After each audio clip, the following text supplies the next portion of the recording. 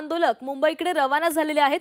राज्यभरातून अनेक मराठा आंदोलक हे मुंबईच्या दिशेने रवाना होत आहेत। उद्या मुंबईमध्ये आझाद मैदानावर मनोज जरांगेंसह लाखो मराठा बांधव हे आंदोलन करणार आहेत आणि त्याच पार्श्वभूमीवर नाशिकमधून देखील मराठा आंदोलक मुंबईकडे रवाना झाले।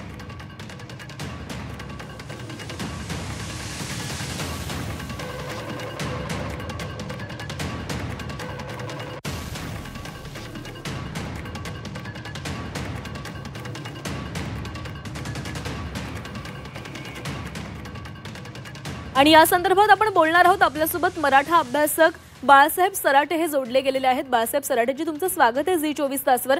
मनोज जरांगे यांनी पुन्हा एकदा आक्रमक भूमिका घेतलेली आहे। जोवर मराठ्यांना आरक्षण मिळणार नाही तोवर आता आम्ही माघार घेणार नाही, आता आरक्षण मिळवल्याशिवाय मुंबईतून परतणार नाही, अशी आक्रमक भूमिका घेतलेली आहे। काय त्यावर तुमची भूमिका आहे?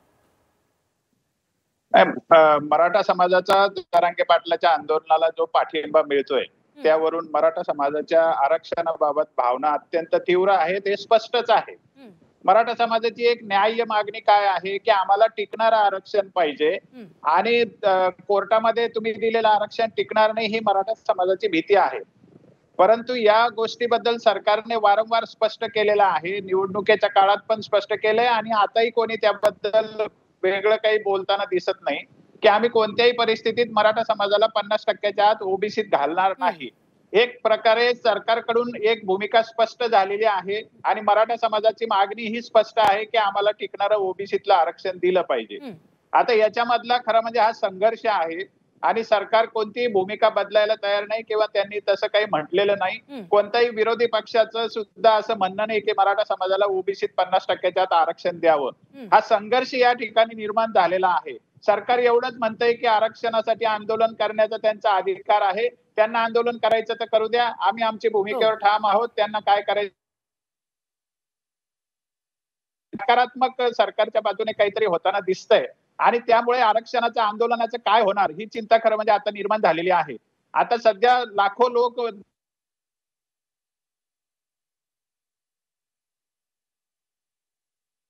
आपल्यासोबत बाळासाहेब सराटे आपल्याला प्रतिक्रिया देत होते। ते सांगत होते की मराठा बांधवांची जी इतकीच अपेक्षा आहे की आमच्या ज्या मागण्या आहेत त्या मिळाव्यात, मात्र सरकारची भूमिका आम्हाला काही स्पष्ट होत नाहीये। सरकार केवळ एवढंच म्हणतंय की आम्हाला आंदोलनाचा अधिकार आहे, मात्र सरकारची पुढची पावलं काय असतील याबाबत काहीच स्पष्टता येत नाहीये। त्यामुळे आता जरांगे पाटील हे देखील आक्रमक झालेले आहेत। जरांगे पाटील हे मुंबईच्या दिशेने रवाना झालेले आहेत। हजारो मराठा बांधव हे मुंबईच्या दिशेने रवाना झालेले आहेत। बाळासाहेब सराटेजी, तुम्ही काही वेळापूर्वीच बोलताना असं म्हणालात की सरकारची भूमिका नेमकी काय ती कळत नाही ह्यासाठी, कारण सरकार एका बाजूला म्हणतंय की आम्ही चर्चेसाठी तयार आहोत। 5,000 लोकांना परवानगी दिली एक आहे, म्हणजे त्या 5,000 लोकांनी जरांगे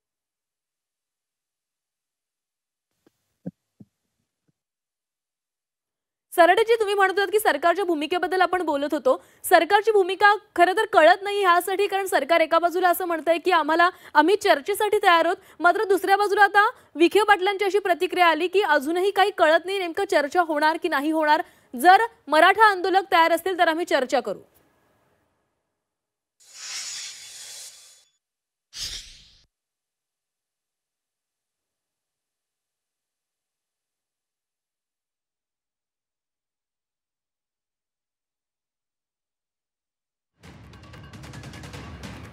तर जरांगेंच्या आंदोलनावर आता नेमकं काय भूमिका सरकारकडून देखील घेतली जाणार आहे? सरकारने 1 दिवसाची परवानगी दिलेली आहे, मात्र मराठा आंदोलक जरांगे हे आक्रमक आहेत। आम्हाला जोवर आरक्षण मिळत नाही तोवर आम्ही मुंबई सोडणार नाही, मुंबईमध्येच थांबू, असं देखील त्यांनी इशारा दिलेला आहे।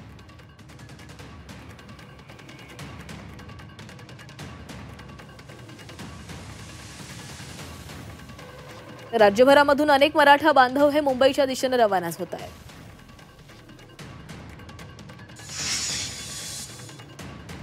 sector, whether they are strategic or non-strategic industries, they are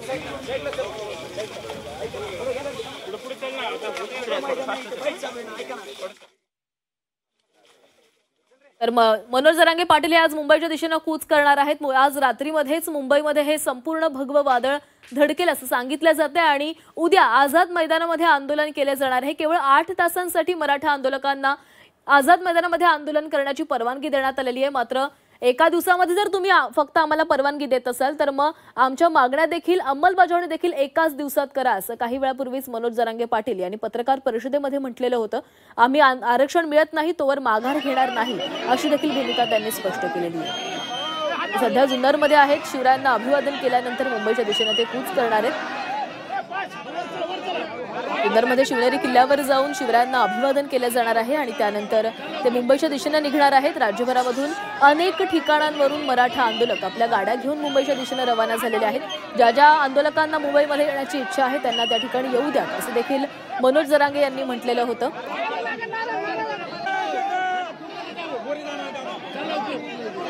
सध्याची दृश्य जुन्नरमधली आहेत. सध्या मनोज जरांगे पाटील हे जुन्नरमध्ये आहेत आणि जुन्नरमध्ये त्यांचं स्वागत करण्यात आलेलं होतं आणि आता ते शिवनेरी किल्ल्यावर जाणार आहेत. शिवरायांना अभिवादन करतील आणि त्यानंतर मुंबईच्या दिशेने निघणार आहेत. मुंबईमधील आझाद मैदानावर मराठा आंदोलकांनी आंदोलन करण्याचा निर्णय घेतलेला आहे.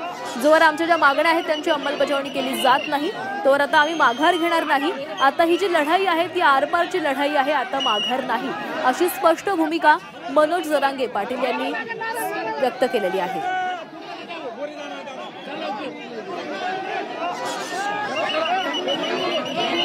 उद्या आझाद मैदानामध्ये आमरण उपोषण केले जाणार आहे आणि यासाठी राज्यभरामधून अनेक मराठा आंदोलक मुंबईच्या दिशेने निघालेले आहेत.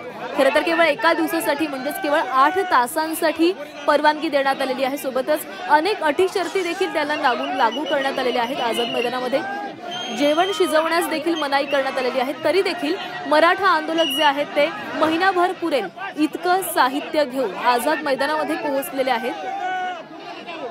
जरांगे शिवनेरीवर आता पोहोचलेत आणि शिवनेरीवर शिवरायांना अभिवादन केल्यानंतर मनोज जरांगे पाटील हे मुंबईकडे कूच करतील. काल रात्रीच मनोज जरांगे पाटील हे जुन्नरमध्ये पोहोचलेले होते आणि आज ते मुंबईच्या दिशेने प्रवास करतील. रात्रीपर्यंत मुंबईमध्ये मनोज जरांगे पाटील आंदोलकांसह पोहोचण्याची शक्यता आहे. सन्माननीय मुख्यमंत्री फडणवीस साहेब, तुम्हाला आदरपूर्वक सांगतो, तुम्ही आम्हाला आड घालू नये ना. 5,000 लोकांची ही विनंती आहे ना, 1 दिवसाची. त्याला कायमस्वरूपी करावं आणि लोकांची आड घालू नये. त्याचं कारण हे लोक वाटं लावायला येणार आहे मुंबईला. हे वापस जाणारे पण लोक आहेत. त्याच्यामुळं त्यांची इच्छा असेल त्यांना येऊ द्यावं. आम्ही आमचं सगळं शांततेच्या मार्गाने टप्पे केलेले आहेत. एवढी विनंती सन्माननीय मुख्यमंत्री साहेब फडणवीस साहेबांनी लक्षात ठेवावी की आमच्या अटी शर्ती काढून टाकाव्यात. आम्ही दिलेला शब्द कधीच त्याच्यात बदल नाही होऊ देणार. तुम्हाला संधी आली तिचं सोनं करून गरीब मराठ्यांचा आता अपमान करू नका, तर सन्मान करा आणि मराठ्यांच्या मनात जिंका. मराठी तुम्हाला कधीच विसरणार नाहीत. आजपासून तुम्ही मराठ्यांविषयीची तुमची भूमिका बदला, ही आमची तुम्हाला विनंती आहे.